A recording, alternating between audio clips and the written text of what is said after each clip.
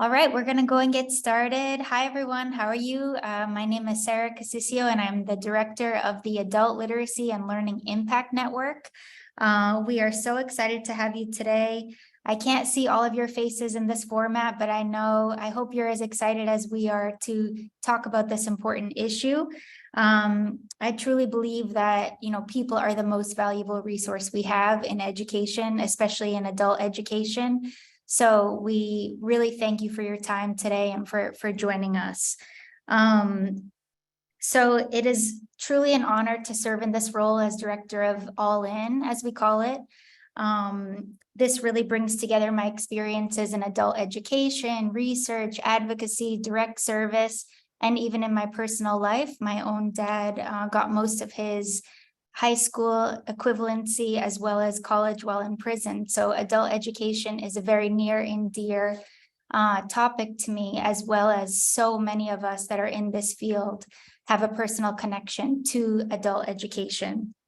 So before going into the agenda, I want to acknowledge several colleagues who have made All In possible, and I'm going to read a couple of notes here just so I don't forget anybody who has really helped to make all of this work possible. First, we'd like to thank Dollar General Literacy Foundation for their ongoing leadership, generous support, and thought partnership in really promoting adult literacy on a national scale for 30 years, no less. They've really been committed to helping individuals of all ages pursue their educational goals and achieve their dreams, investing in adult literacy programming. So I also want to thank my colleagues at the Barbara Bush Foundation for Family Literacy, in particular, President and CEO British Robinson, who is not able to be here today. She came down ill this weekend, but she is here in spirit and hopefully on the line. We're so happy to have British and her vision and leadership in bringing together so many key stakeholders in the adult literacy field to meet this challenge as a collective. Especially in designing the National Action Plan for Adult Literacy, which we'll talk more about in a few minutes. We also wanted to thank our operations and communications team for supporting this initiative as we continue to grow, and this webinar as well. And as you see, there's a few faces here on the line that will be speaking with me today. I want to thank the amazing group of leaders from the All In Coordinating Council, which you'll learn more about. They guide and direct this important work, including Tracy Hall of the American Library Association, British Robinson of the Barbara Bush Foundation, Sharon Bonney and Don Finn from Coalition of Adult Basic Education, COABE. Hi, Sharon. Oh, I like that. Feel free to open your video if you're called out. Deneen Tour of Dollar General Literacy Foundation, Federico Salas Isnardi of Houston Mayor's Office for Adult Literacy, Felicia Cummings-Smith and Tony Payton of National Centers for Families Learning. Hi, Felicia. Deborah Kennedy of National Coalition for Literacy. Mark Vinay's of Pro Literacy. That's cute. Steve Stewart of Cure National. Amber Kelleher and Jeff Hutchison of TSOL. There's Jeff. And Marty Finster-Bush of Value USA, as well as Priyanka Sharma of World Education. Hi, Priyanka. We're so happy to have you all. We also recognize the work of our partners at Dahlberg Advisors, who have been really key in helping develop this initiative. And finally, I want to thank all of you, so many of our friends, partners, and colleagues across the adult learning system who have contributed to the development of the National Action Plan and subsequent work groups. We've had meetings about equity and access, professional development, data and use, decision-making, research and evaluation, corrections education, the gamut, to really hone in on what are the key priorities for this National Action Plan to address adult literacy once and for all.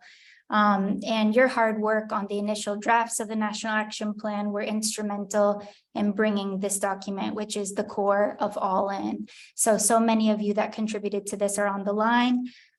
We thank you for your hard work. Okay, let's move on.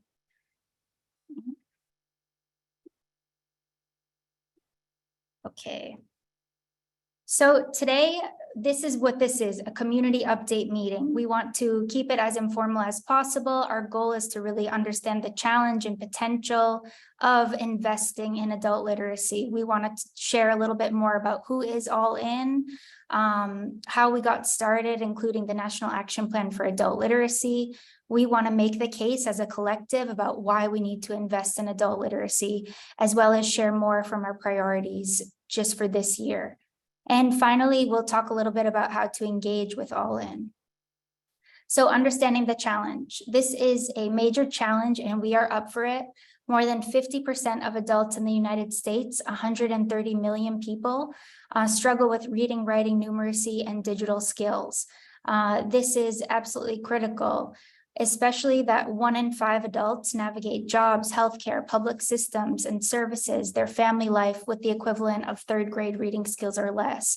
And so as many educators, we all agree that comparing child's literacy with adults' literacy, it's not really a one-to-one because adults bring so many resources, life experiences to their literacy experiences. But still, if you think about the skill sets, at a 3rd grade level, being able to interpret, make meaning, compare different texts, boosting the adult literacy skills it's just such a critical thing that we need to do. And just recently, we talk a lot about skilling and reskilling. The National Skills Coalition just published that 92% of jobs now require digital skills. This can no longer be ignored. People need skills to survive, and not just reading, writing, but multiple literacy skills.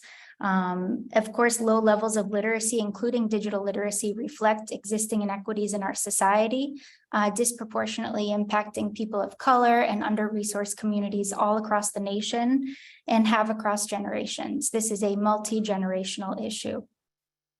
So what is literacy? We are adhering with the PIAC definition of literacy, which you could see is understanding, evaluating, using, and engaging with written texts, with the goals of participating in society, achieving one's goals, developing one's knowledge and potential. My background is in bilingual education and ESL, and I used to teach teachers who are getting their extension in ESL content area teachers like biology or history. And I used to say, it's not about it's not about measuring students' English language development. It's about understanding what students can do with the language. And so I encourage you to think of literacy in a similar way. It's about what people can do, how they can navigate their life. And it's really not about getting them to a specific reading level, but being able to support them in achieving whatever goals they have in their life. So improving adult literacy skills has the potential to impact essentially every aspect of our lives individually and as a society as a whole. And my colleague Priyanka will talk in more depth about each of these different areas.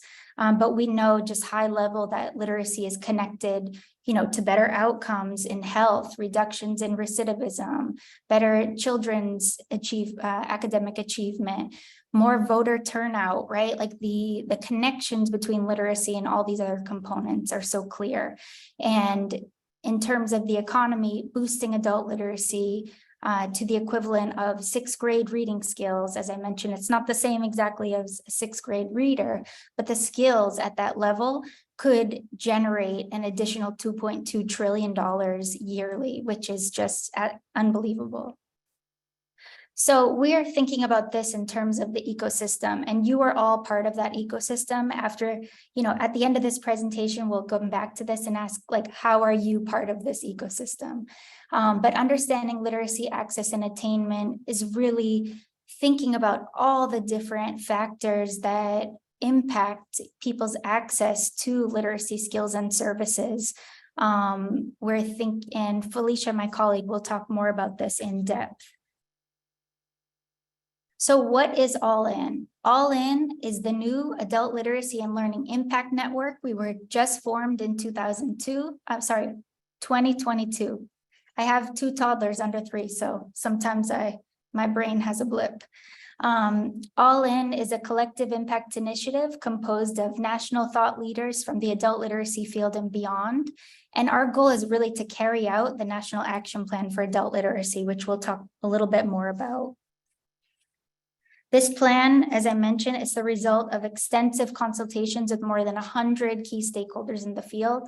This plan is from the field, not from a few people, but many, many people across the adult learning landscape who have been working for years to meet this collective goal. All in really aims to create more innovation and agility across sectors. That's one of our primary aims, is to move things not just in the adult education space, but welcome everyone to join that space. Corporate partners, government partners, philanthropic leaders, nonprofit leaders, individuals, educators, everybody, K through 12.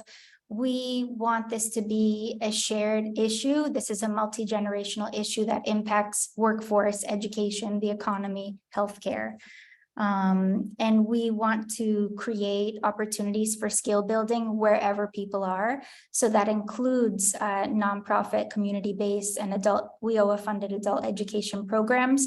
But that also means thinking innovatively about how to reach people through mobile phones, through healthcare, through their parole officers, wherever they are. We want to be able to support literacy skills development. And that is our vision, that every adult can access high quality, effective support to develop the multiple skills that they need, regardless of who or where they are. Okay, and we have 3 key goals, including access, quality, and uptake. We want to make sure that people are able to get access to the specific services they need, as well as support identifying what services they might need. We want to promote quality of services as well as uptake, so everyone who wants to participate can. So who is all in? And you're going to hear from several of my colleagues that are part of the coordinating council, which includes 13 leading national organizations, as you can see here, and as I mentioned earlier on. We're also talking about multiple tiers of engagement. So we have the coordinating council, which may grow, as well as other ways to partner and integrate into this community. So where are adult learners? In a sense, everywhere, right? They include learning contexts can include traditional literacy, secondary and high school equivalency programs, library education, faith-based programs, citizenship programs, as well as correctional and reentry programs. We really want to think, creatively on how we're engaging and where we're engaging learners, including in the US military. So where are we now? Phase 1 was complete. As I mentioned, many of you have worked on phase 1, which the goal is to design and disseminate the National Action Plan. We are now in phase 2. We are well underway with phase 2 with the goal of establishing partnerships and developing several pilots where we can increase those 3 goals that we shared. And we are also developing a soft launch for the awareness campaign to promote this issue of adult literacy in and outside of the adult education system. Phase 3 will really be working on, thinking about how we define, measure, and support literacy skills development, not just in terms of reading levels, but really in terms of multiple literacies for really multiple possibilities, right? How can we support the person, the whole person, in meeting their needs and developing the skills that they need to be successful in their work and in their life? So that may be reading skills, but it may be other types of literacy skills like digital literacy. So our goal for phase 2 and phase 3 is to make clear why literacy is everyone's issue. So the next part was for British Robinson, who is not able to join us today. She fell ill over the weekend, so I'll just keep going for a couple more minutes and then pass it off to my colleague. But British has been just fundamental in this work and really would love to be here today. I'm sure you will hear from her again. So as British would share with us, All In was created as a collective impact initiative to bring together the leading adult literacy organizations and leverage the multiple resources, expertise, and network to really implement the National Action Plan that was co-created as well. Inequitable access to and attainment of literacy skills, it's pervasive, it's persistent, it's across the country, it's in urban communities, it's in rural communities, it's everywhere. And a colleague I spoke to this morning said, you can talk to a person, you may not know that they struggle with reading or struggle with digital skills or struggle with foundational numeracy skills, right? You can't always tell if a person needs these skills, and it's pervasive. So as British would share, our founder, First Lady Barbara Bush, she believed that literacy was the key to a life of equity, opportunity, and dignity for individuals. And that dignity piece is so important for individuals and families, and leading to a strong and resilient America. Today, that's really never been, more true. And as British would share, solving this problem is both a preventative and an accelerant for our economic recovery. And the time to solve it is right now. So as we know, there is not one organization that can meet this problem. Over 50% of adults in the US need services and supports. And so that is what drove the Barbara Bush Foundation initially to convene a new collective impact initiative, All In, and we're so grateful that they had, that vision to do so. This is an equity issue, right? This is an equity issue. So we're still here, my bad.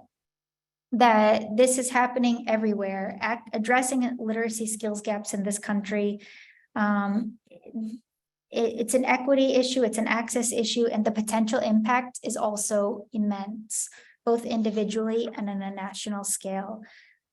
Just a note here, the highest concentrations of adults with emerging literacy skills, or we try not to use the term low literacy skills because people do have so many skills that they bring. But if we're looking at literacy rates, the lowest literacy rates are in rural counties in the South and Southwest, along with urban pockets in the country's larger cities. But this is an issue in all 50 states. Every single county in the United States has at least a low literacy rate of 6%. Most counties exceed 20%. That is mind-boggling. And we're working to build place-based efforts in collaboration with government, corporate, and nonprofit leaders, which our colleague, Dr. Felicia Cummings-Smith, will talk about in more. All right, so we're just about finished up here. The National Action Plan for Adult Literacy is a direct product of the literacy field, as I mentioned earlier on. It is a high-level plan, and I think my colleague is going to be dropping that in the chat. Thank you so much. Somebody just did.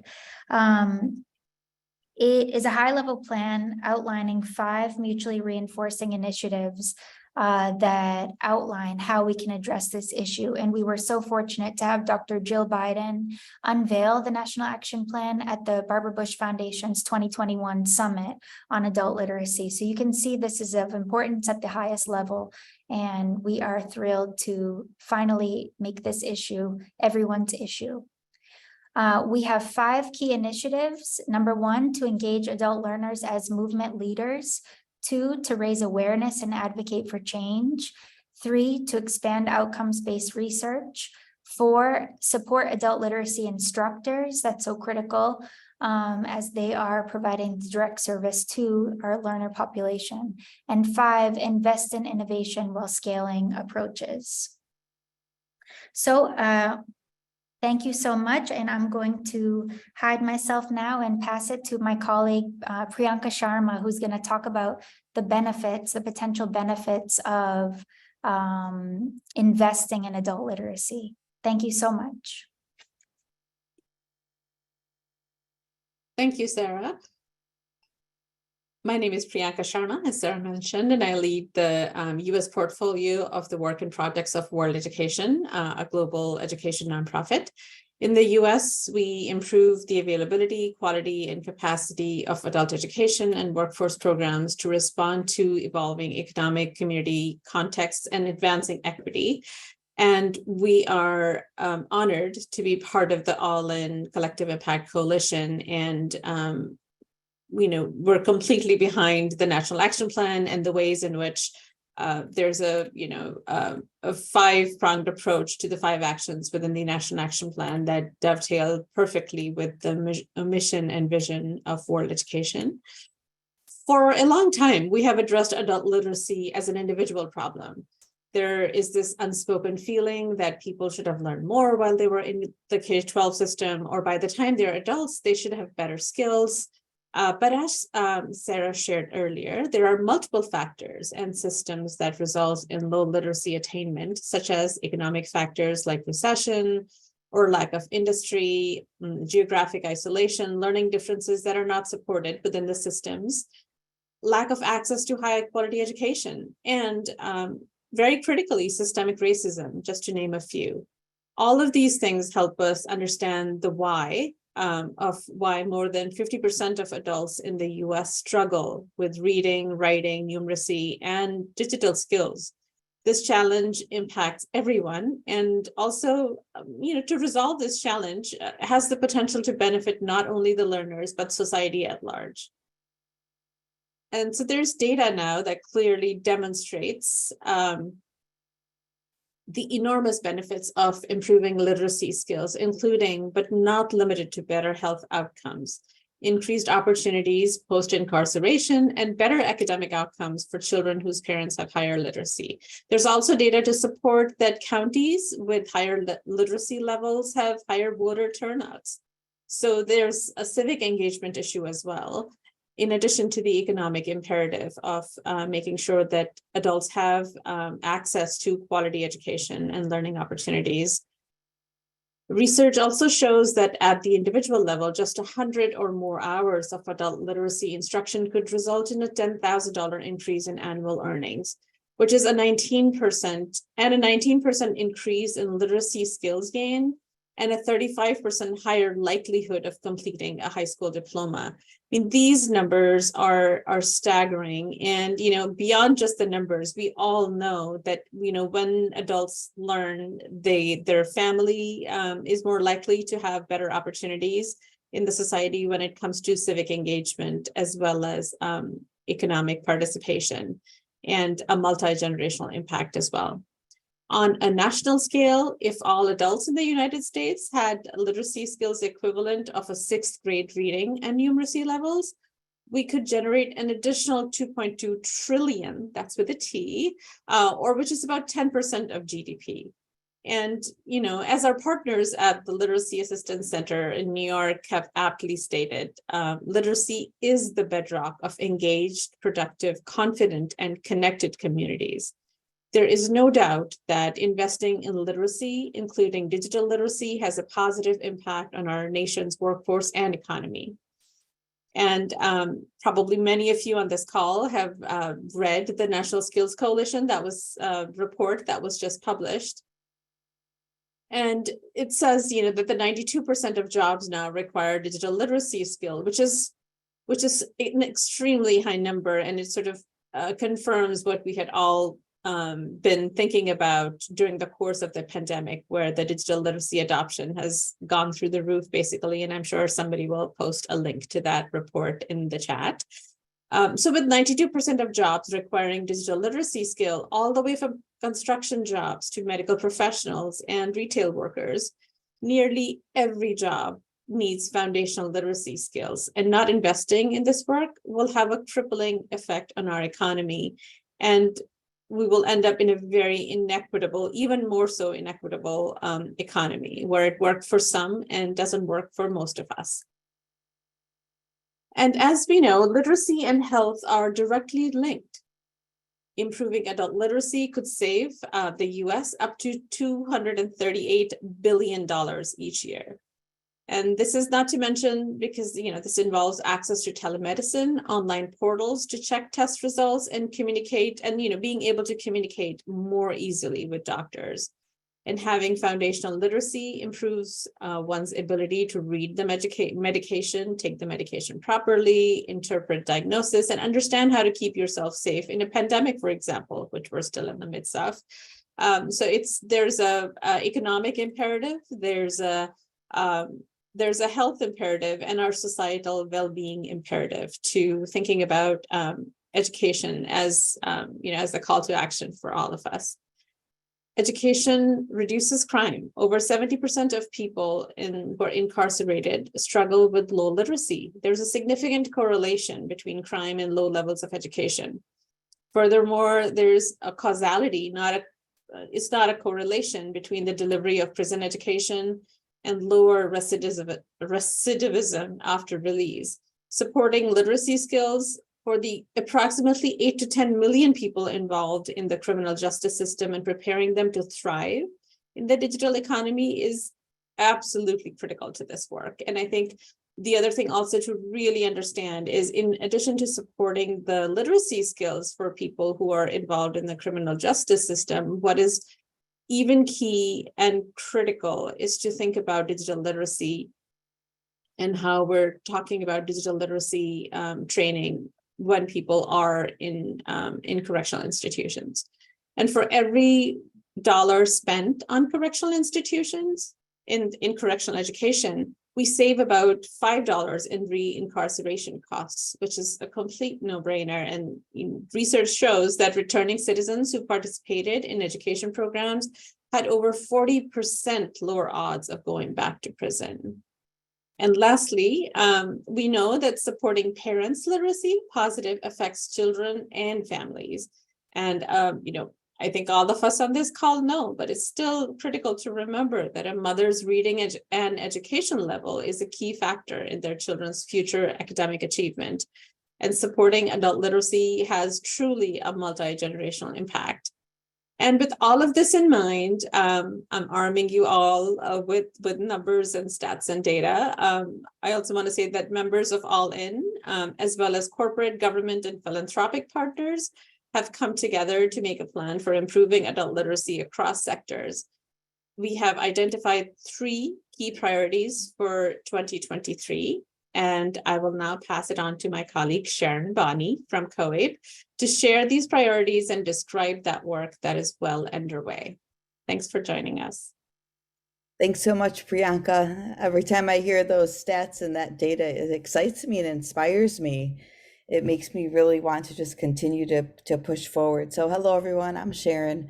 I'm the CEO from the Coalition on Adult-Based Education.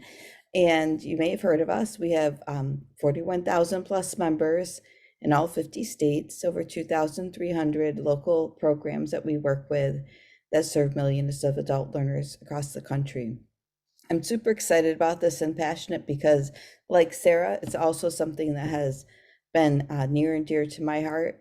My husband is a former adult learner, as is my grandmother, who was a high school dropout and got her GED many years ago. So a little piece of information I don't share often, but very excited to share some information to you and kick off our key priorities for 2023 and talk about efforts that are well underway. So in November of 2022, we held an adult literacy summit that was hosted and supported by the Annenberg Trust Foundation at the beautiful historic Sunnylands Estate in Rancho Mirage, California. There, we identified key priorities in line with the broader initiatives. We want to increase awareness about adult literacy needs and advocate for change. We want to improve quality of adult literacy programs through data-driven, technology-enabled research and development. We want to expand access to needs-based programs and services. And last and definitely not least, develop and implement a comprehensive, sustainable funding strategy to support these efforts. So you all know we would develop a strategic plan to outline specifically how we'll drive progress forward on these goals in the next year and beyond. Many of you know that COABE is all in on awareness and advocacy efforts, and this campaign remains one of our key priorities. We need to inform policymakers, corporate partners, and leaders in every community about the need to invest in adult literacy. Investing in adult literacy is proven to strengthen families, our workforce, our health, our national security, and our global status. As we continue prioritizing support for local providers in various adult learning contexts, including adult ed classes, libraries, community-based organizations, we know that these local programs are key to providing equitable access and exposure to information, resources, and technology in every community. And I just want to stop here and say, Thank you to those local providers. So many of you I'm looking at and I recognize your names. You are working so hard. You're out there on the front lines delivering these services, and we really support you. We want to leverage resources in both the brick and mortar and virtual spaces to continue supporting the development there. Adult literacy is the missing component of a comprehensive national economic development plan. As we increase bipartisan investments in job creation, skills-based training and hiring, and remove that paper barrier of a college degree, we must also support the multiple literacies that people need to thrive, including but not limited to reading, numeracy, digital literacy, and financial literacy. So investing in literacy is a national security and a public safety issue, both in terms of preventing the spread of inaccurate or incorrect information, misinformation, and also combating fake or false news, disinformation. Literacy also impacts recruitment and engagement in our U.S. military, and the military must be a key stakeholder in this work. And finally, as Priyanka shared, literacy and adult education are the greatest deterrent for recidivism. Education reduces crime. Wow, there's a lot there. Super excited about this. And now I'm going to pass this over to my colleague, Jeff Hutchinson, to talk more about the work in these priority areas. Jeff? Well, thank you very much, Sharon. I tell you what, just listening to you, I get just as excited. I know that there is a lot of work going on, not just here, but also, as you've noted, with those that have joined us here today. So greetings to all of you, and thank you for all of your work and efforts that you're doing in adult literacy. So we appreciate that, and thank you that you have joined us today. So as we move into this, just wanted to introduce myself. I am Jeff Hutchison. I'm with TESOL International Association. For TESOL, I oversee advocacy and public policy. Now, TESOL is an association that represents over 5,000 educators and professionals across the educational spectrum that serve and support English language learners at all levels of education. And the work of All In, and why we have joined this and why we are all in with All In, if I may, the priorities and impact on adult literacy, they're important to us here at TESOL, because English language learners constitute a very significant number of participants in adult education in the United States. And while these individuals bring immense value in their own unique backgrounds and experience, literacy in English, especially that one of those key areas that Sharon was pointing out just a moment ago, it's vital for access and success. So, and additionally, and especially for the whole family, it improves the educational economic opportunities, not just for English language learners, but for all adult learners, laying a solid foundation for success in and contributions to our communities. So as Sharon mentioned, our first priority is to increase awareness of adult literacy needs and advocate for change. It's change for all. And that also includes our new immigrants and refugees and other new Americans that come here seeking new opportunities and new life. And so we're just very happy to be a part of that and be bringing that together. At All In, we're currently working with key partners to develop a targeted research-based awareness campaign. This campaign will include will include developing key messages, learner stories, and audiences as we go about this. The campaign itself is aligned to the goals of the National Action Plan, as you can see there on the second point there on this slide, the initiatives to engage adult learners as movement leaders, something very vital if we are to bring access and inclusivity to the diverse group of adult learners out there, making sure that we are engaging them and that they are engaged as well in this process as movement leaders. As well as to raise awareness and to advocate for change. And that word advocate is something important, close to the heart for me. So when we advocate, it is lifting up, it is elevating, it is supporting, it is a cause. And sometimes we think about advocacy as just perhaps in a policy arena, but advocacy happens every day when we are supporting each other, and especially supporting the work here for our adult learners. To start, we are developing a white paper to explore the multiple literacy skills that do interconnect and empower adult learners to pursue their goals in work and in life. These skills include digital, health, media, financial, as well as civic literacy. And all of these correlate very strongly to the foundation of reading, writing, and numeracy. So without these, it is hard to gain that access, to gain that success, as Sarah pointed out earlier on in how literacy is defined in PIAC. So in addition to our awareness campaign and our publications, we're working directly with, and hopefully that everyone has been able to see some of the announcements on this, but working directly with the recently launched Senate Adult Literacy Caucus. This caucus is led by our co-chair, Senator Susan Collins of Maine. Shout out to all those in Maine, and Senator Jack Reed of Rhode Island. Shout out to all those in Rhode Island. So with the launch of this caucus, we're excited to add the leadership and the creative problem-solving power of the Senate to our efforts. In terms of next steps, we do plan to engage Senator Collins and Senator Reed and the full caucus in the months ahead with briefings on this issue. We also aim to connect with agency leads in the Departments of Education, Department of Commerce, and Labor, as this adult literacy is a cross-sector issue. All In firmly believes that the possibilities are boundless when we all commit to investing in adult literacy. So we're excited to roll up our sleeves and get to work. Increasing awareness of adult literacy is only one part of this important work. And so now I turn it over to my colleague, Mark Vinez of Pro Literacy for the second priority. Thank you. Thank you, Jeff. And thank you to you and Amber for the great work that you lead at TESOL. Well, hello, everyone. I'm Mark Vinez. I'm the president and CEO of Pro Literacy. Pro Literacy was founded on the belief that every adult has the right to literacy. And so with you, all the hardworking people in the field, and joining us here today, we share the belief that our collective work helps learners to reach their full potential and changes their family trajectory.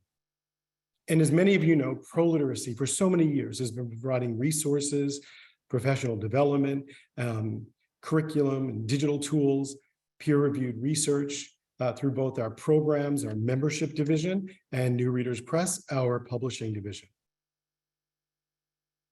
Each learner has a unique story and a learning journey.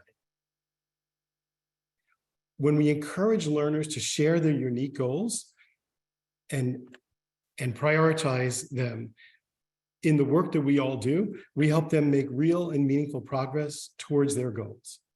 We know that mentorship and instructional support make a significant difference in ensuring engagement and accelerated learning, learner motivation and persistence, and outcomes that will change their lives. However, what we know about adult literacy, it doesn't always align with the resources that are available to so many adult literacy programs across the country. So now more than ever, we need to leverage digital tools and technology to spur innovation. And so we can better understand the learner and educator needs and improve how we provide literacy and instruction to the learners that come to us every day. Everyone here today has pivoted so quickly during COVID, and then post-COVID, you've adapted and now are engaging more nimbly with digital instruction in so many variations of brick and mortar, as well as virtual delivery to the learners that we serve. But there are still so many key questions about adult learners that have been left unanswered by research. And that's what our committee is here. I'm one of the leaders of this subcommittee that's focused on thinking about data-driven, tech-enabled action research. We hear from so many programs that are under-resourced that they have limited capacity to collect the vital literacy data, especially for their lowest literate learners.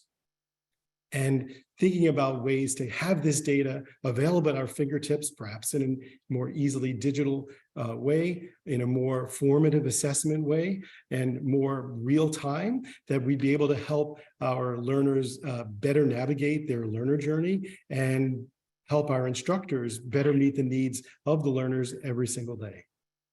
So we're honored to be a part of All In, and we're all in this effort. And so excited to continue the work that the founders of Pro Literacy had started over 60 years ago.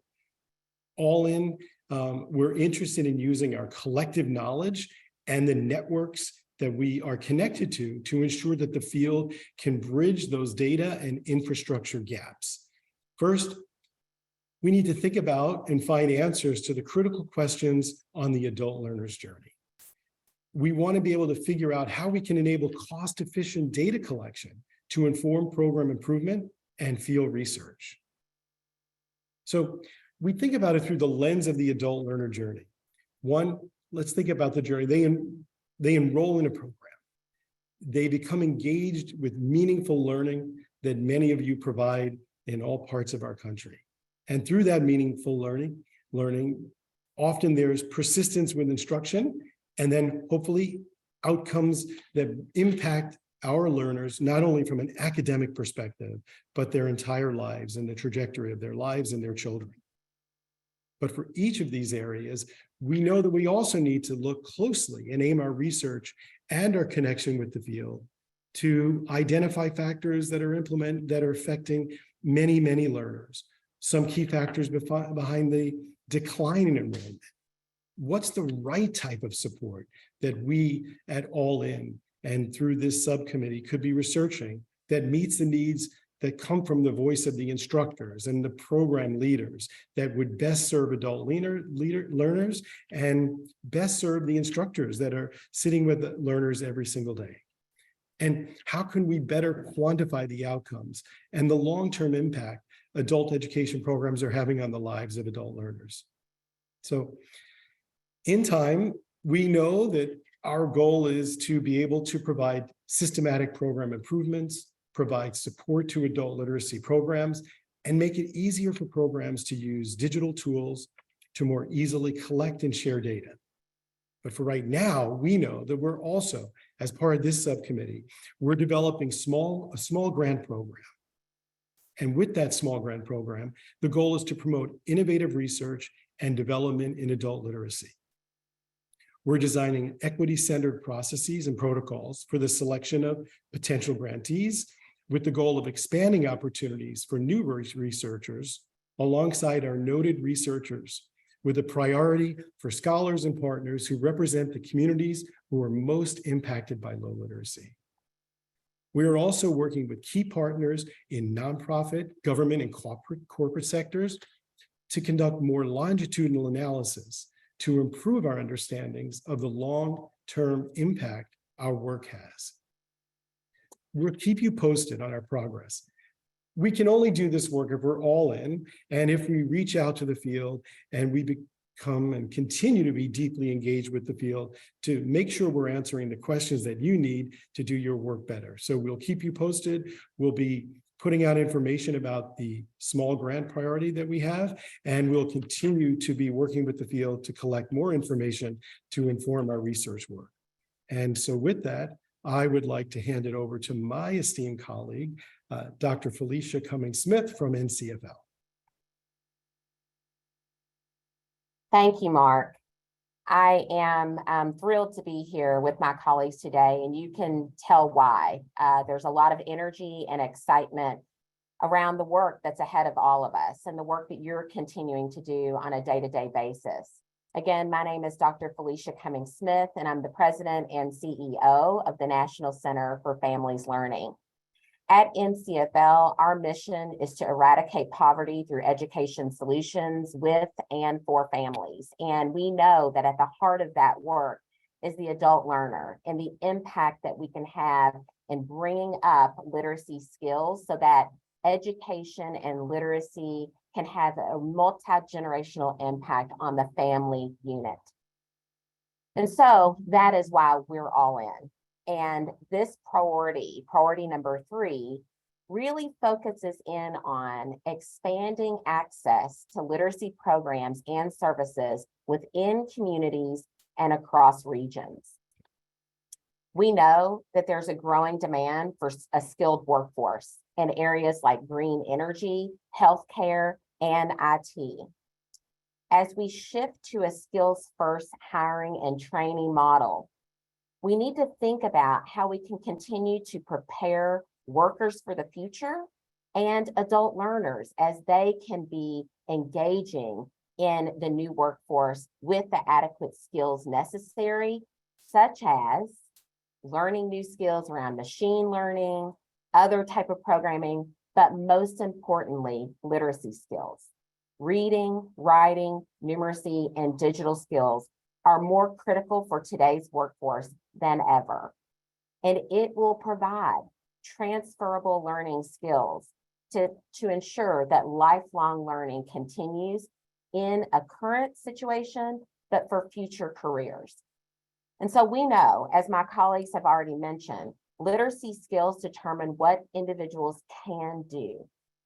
They give people the power to communicate, to make informed decisions, to access resources and opportunities like employment and healthcare.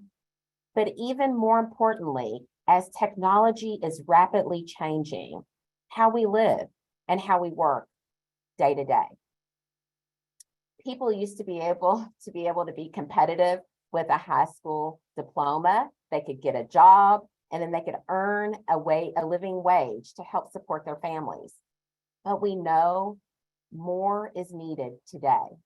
And so we have to work collectively to think about the access points for new and different learning opportunities for adult learners to ensure that they have a wonderful life experience, changing their family's trajectory so that they can be successful in their own communities. For this priority, we intend to have a project that will help measure the potential economic impact of adult literacy investments in communities and regions. You and I both know that it is critical that we have a holistic view of what this means in regions and in communities. That means it's going to take all of us, many different stakeholders, to figure out how do systems work? How does an ecosystem work for adult learners so that we can learn the most that we can about the places and contexts where adult learners go to receive different types of learning experiences, to upskill, and to fully engage and participate in their communities and in their region.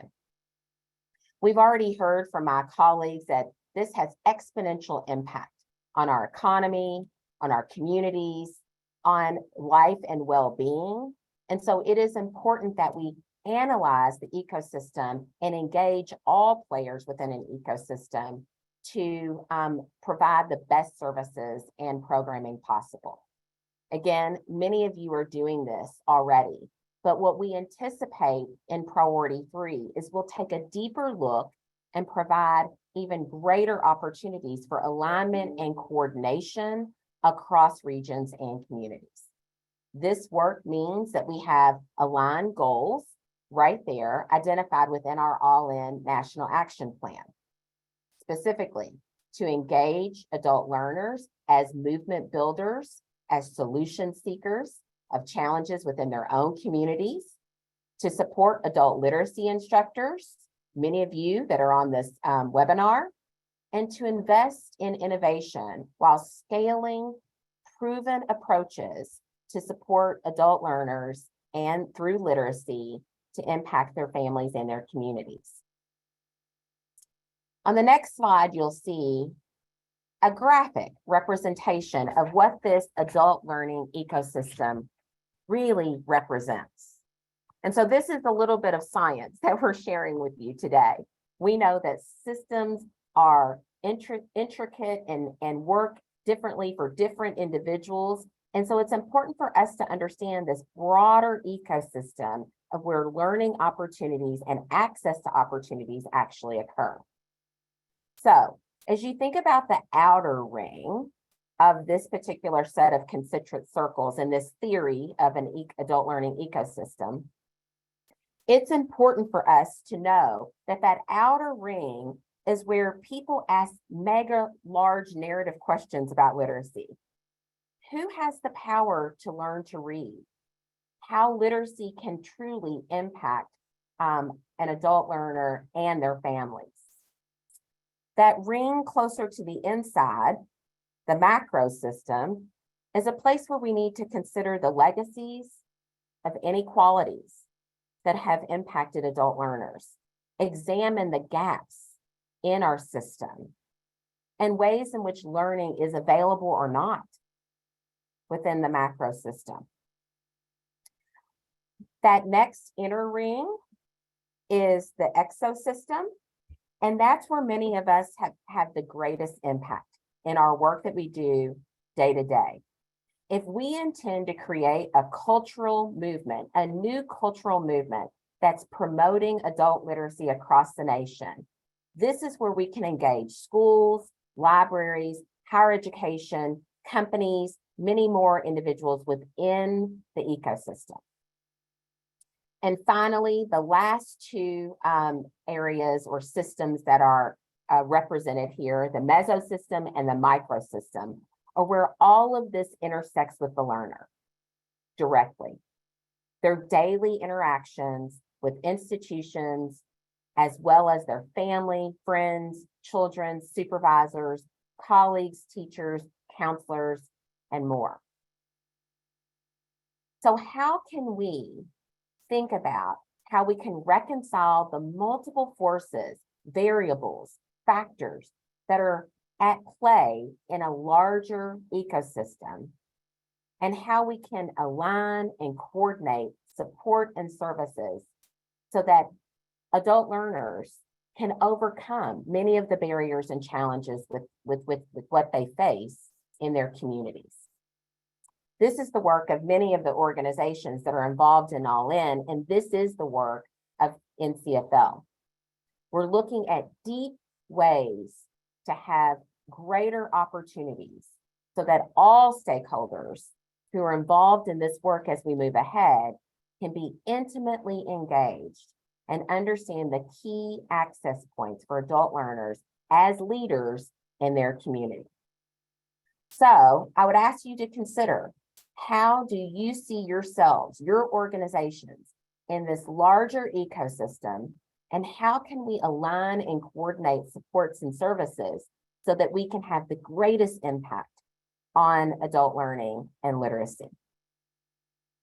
And then finally, many of you might be asking, we've heard a lot today from everyone on presenting on this webinar.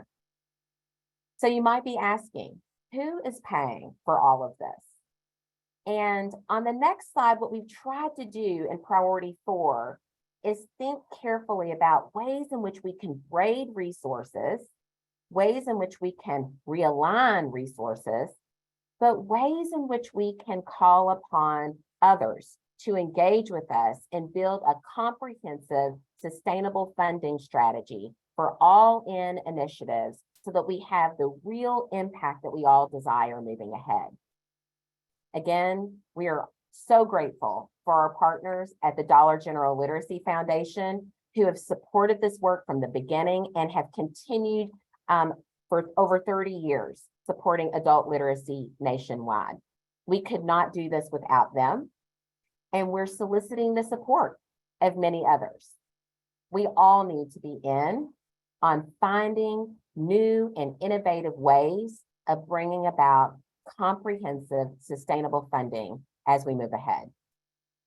So we still need more investment from local, state, federal government, corporate, and our philanthropic partners to move our work ahead, to have the leapfrog results that we all desire for adult learners to have a multi-generational impact with their families and with their communities. And with that, I'm going to turn it over to Sarah to close us out. Thank you so much, Felicia. I love that leapfrog, the last point that you shared. I'm excited hearing all of you speak about, the work that you do in your individual organizations, as well as seeing the chat.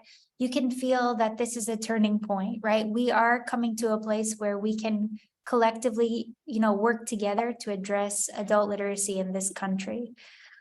So just to close us out, and we are here staying on until 3:15. for anybody who has additional questions. But in the last 3 minutes here, if you have to leave at the top of the hour, there's a few action items, including signing up for our newsletter, which is All In Literacy at our website, allinliteracy.org. If you go to the news and updates section and scroll down, there is a place to input your name and email. And I believe my colleague Daniel from our communications department will drop in the chat the email address that you'll receive updates from All In Literacy, so that doesn't get blocked by your firewalls. We've had some issues there. So make sure that you add us as a friend, add us as a contact, and receive those updates. We welcome you to share your work with All In. This is not a top-down approach. This is an every direction approach. Grass tops, grassroots, lateral roots. We really need everyone to support All In. So we want to know about the work that you're doing so we can amplify and highlight that work.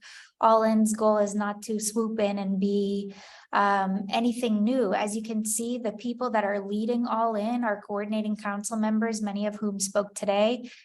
They've been doing this work. They know this work in and out, and they represent key areas of the adult learning ecosystem.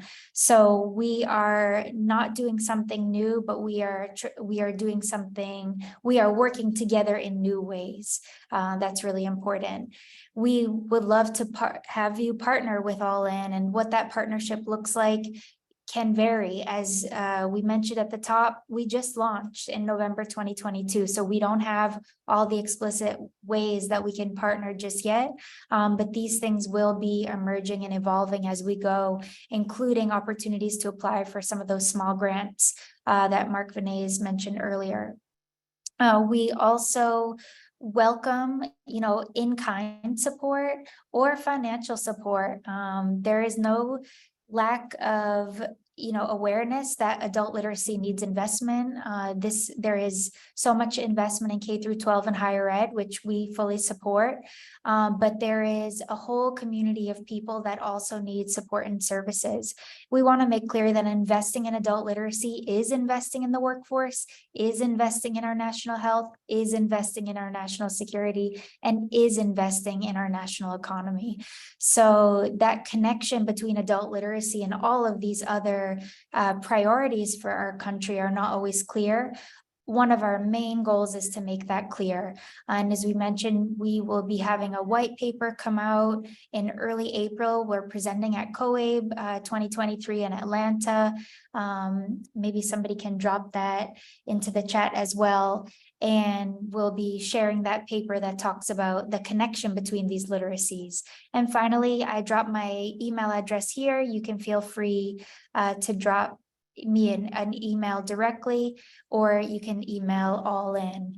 And the last is TBD, because the possibilities are endless. If you have an idea for what we can do or how we can support, you can reach out to us. So I'm going to stop sharing now, and we can chat a little bit more organically. We're here till 1:15, but if you have to drop off, we thank you for being on this long. And we'll take some questions at the top. I guess I can pick one and then share it with someone. So the first question was about digital literacy skills, and I wonder if anybody wanted to, Priyanka or Mark, talk a little bit more about the need to support digital literacy skills and how the percentage somebody asked about.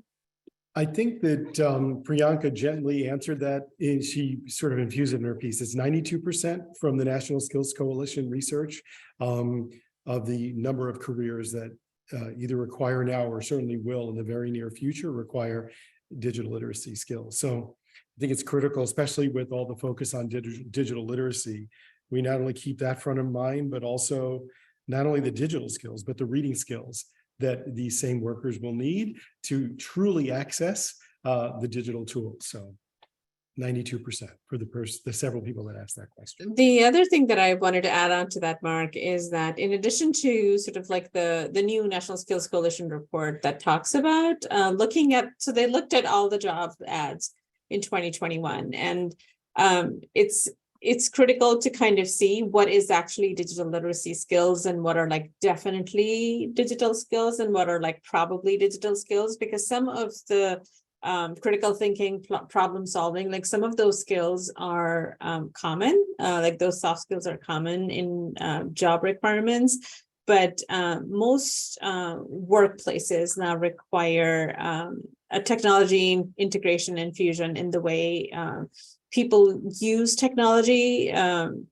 to get the day-to-day job done, and that to me is something that we really need to understand, that it's not just about foundational digital skills, but it's a spectrum, and how we need to sort of think about it as a digital skill learning spectrum. And another question in here that just popped up is around like, are there inventories around foundational digital literacy skills? And I know some of my colleagues are on the line here, and I'm sure they can post some of our recent blogs and work around some of the frameworks that we like that talk about how digital literacy skills can be categorized, and some of like our own open education resources that are available within that. I'm looking at you, Rachel.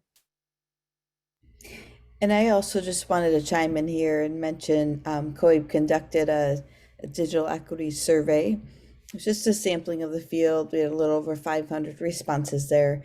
And what we heard resoundingly, 50% or so said they did not have the devices and the Wi-Fi that they needed at the local program level, and also for the adult learners in their homes. So that really gives us something to go back to funders, right? Like Intel and Comcast and Apple, and talk about that and talk about the needs there in the field at the local level. So thank you to those of you who responded to that as well.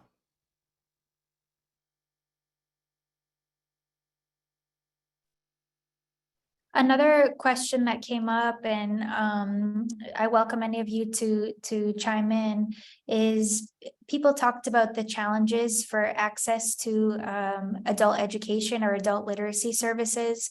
I know, Felicia, you mentioned, the various access points that happen in communities. So how can we expand how adult learners have access to services, including many who work 2 to 3 jobs? And when can they study and learn?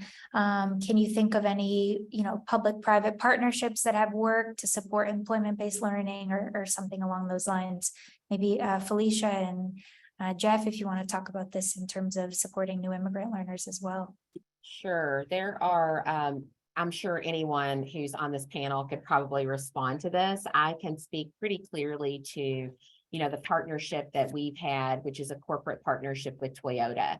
And Toyota has been a good corporate partner in this way in creating opportunities for their workers who happen to be, adults who may be in some of these program opportunities to engage and have that kind of time within the workday to work differently. This is not really anything new, though. NCFL has had years of experience with partnering with corporate partners to accomplish this.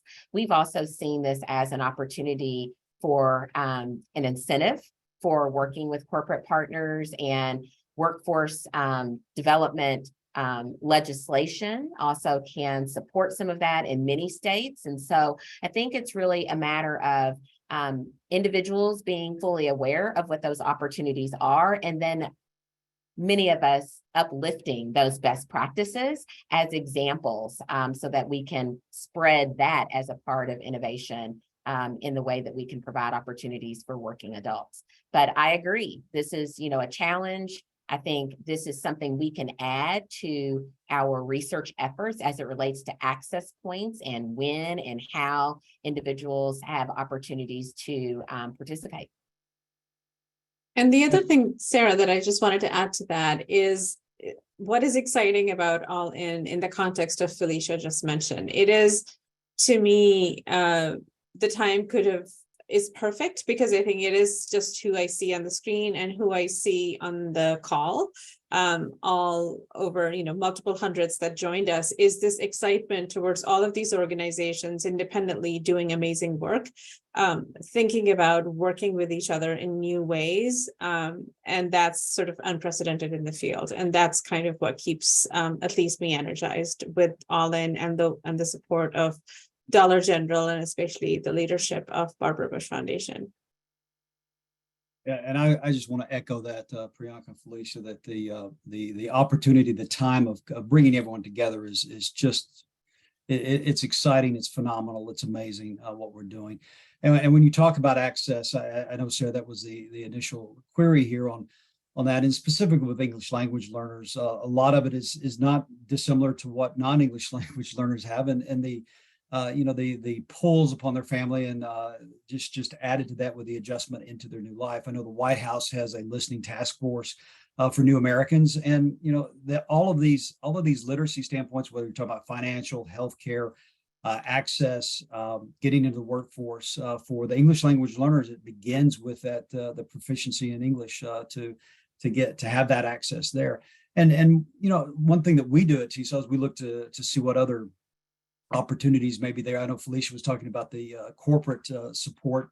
We also look at the government we're supporting. There's legislation that's been introduced last Congress, hopefully will be introduced this Congress, that will bring family engagement to English learning activities and services to families of English language learners within the public education system. So just another way to help access and alleviate those barriers through that. So that's just one of the many ways.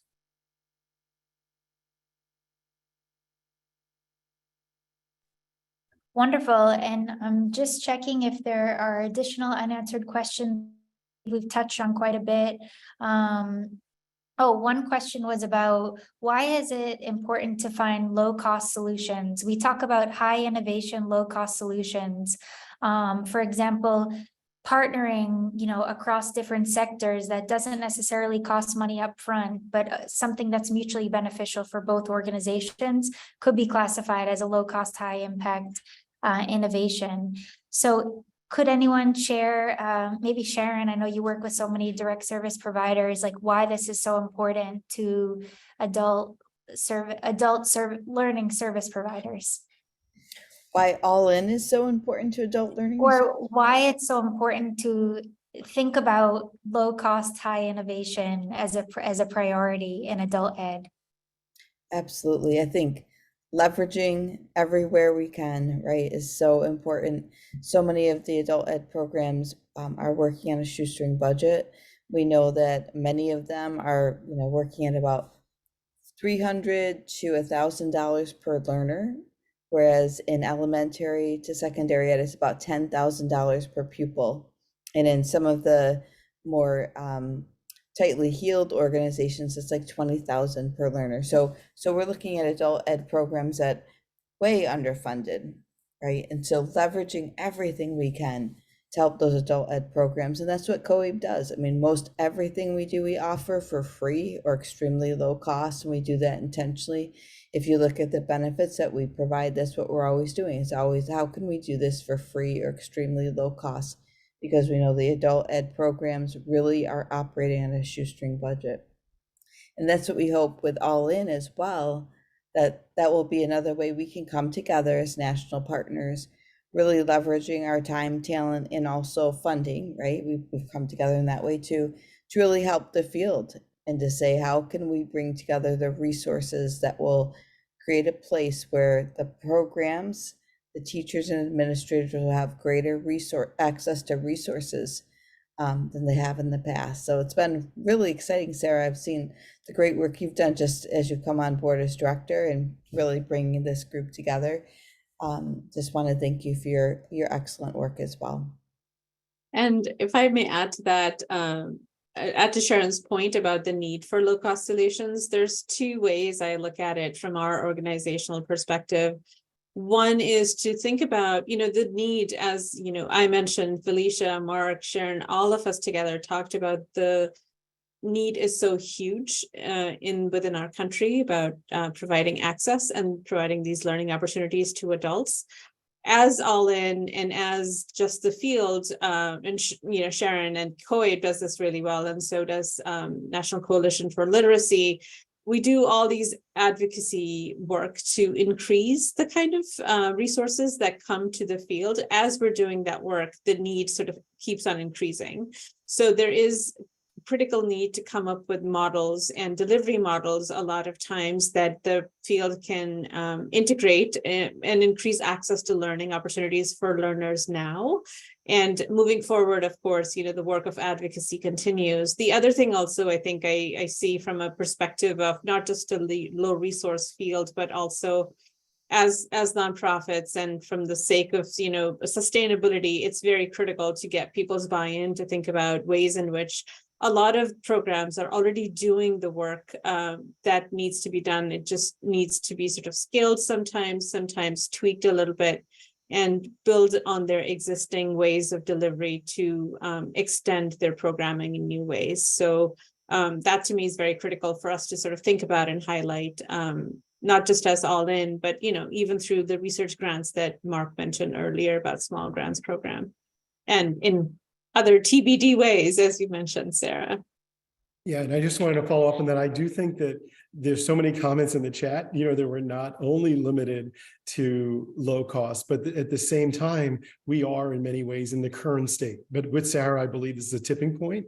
I believe the research work and the action research will be able to point to places that maybe can be resources that we can attract more funds in the future. But I also wanted to not only thank you, Sarah, and I know you thanked British, but there's so many comments in the chat that is really saying it's such a timely thing, and it's about time that we're working together differently and working together now. And we need to certainly thank British. We hope she feels well. It's sad that she couldn't join us today, but back in 2020, when she brought together so many stakeholders to really build a national action plan, this is hard foundational work.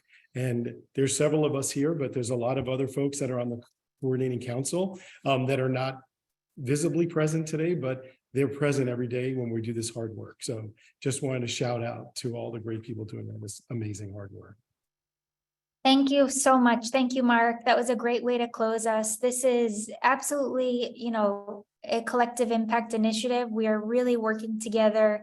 We welcome you to be part of it. As I mentioned, TBD on all of the ways that we can work together.